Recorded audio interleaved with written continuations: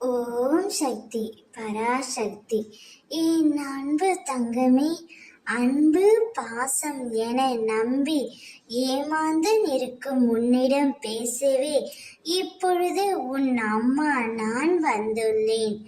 அனைவரின் மீதும் அன்பாக இருந்தாய், அனைவருக்கும் உண்மையாக இருந்தாய், யாருக்கும் எந்தவித துரோகமும் செய்யவில்லை, யாரையும் ஏமாற்ற வேண்டும் என்று பழகவில்லை, அனைவருக்கும் உண்மையாகவும் நேர்மையாகவும் இருந்ததால்தான் இப்பொழுது நான் ஏமாற்றப்பட்டு தனிமையில் தனிமரமாய் தவித்துக் கொண்டு இருக்கின்றேன் அம்மா.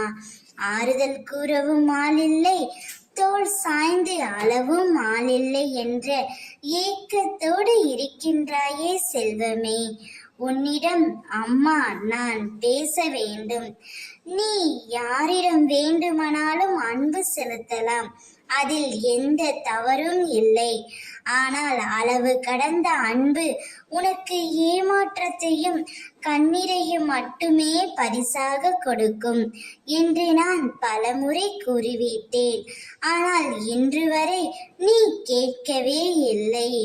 இனி நீ வருத்தப்படாதே, அனைத்தும் மாறும்.